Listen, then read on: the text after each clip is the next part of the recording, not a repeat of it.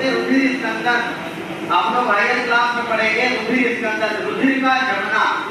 और रुधिर का जमना रक्त विभाग की वजह से होता है, जिसको कहा जाता है अंग्रेजी में प्लेटलेट। क्या कहा जाता है? बात समझ में आ गई? तो रक्त का थक्का किसकी सहायता से बन रहा है? प्लेटलेट यानी रक्त विभाग की सहायता से।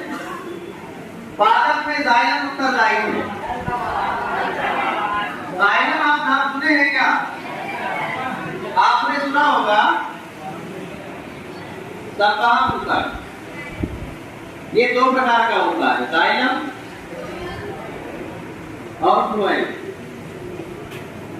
ये दो प्रकार के उत्तक होते हैं, जाइलम और फ्लोएम।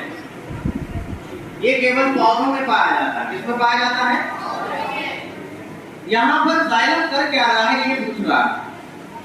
जल का वहन कर रहा है, भोजन का पाचन कर रहा है, अमीनो अम्ल का वहन कर रहा है, या ऑक्सीजन का वहन कर रहा है।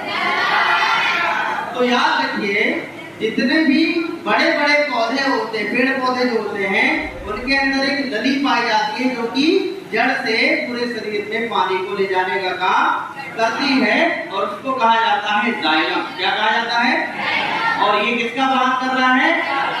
जल का। याद रखिए, अगर आपसे पूछा जाए कि बताइए भोजन का वहन कौन कर रहा है, क्योंकि जाइलम का काम तो हो गया जल को ले जाना, लेकिन भोजन को कौन ले जा रहा है? तो याद रखिए, भोजन को ले जाता है फ्लोएम। कौन ले जाता है बेटा?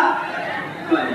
तो यहाँ पर अगर लिखा हो कि पादप में फ्लोएम उत्तरदायी है, कभी कभी क्वेश्चन आ जाए तो यहाँ पर ऑप्शन में अगर भोजन का वहन लिखा हुआ है तो आप भोजन के वहन पर भी टिक लगा दें। ठीक है, आगे स्टोमेटा।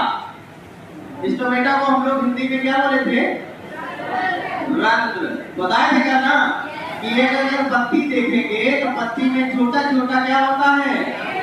छिद्र होता है, और इसी छिद्रों को हम लोग स्टोमेटा भी कहते हैं। क्या कहते हैं?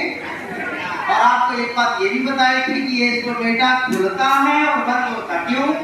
क्योंकि यहाँ से जल निकलता है वाष्प के रूप में। किसके रूप में?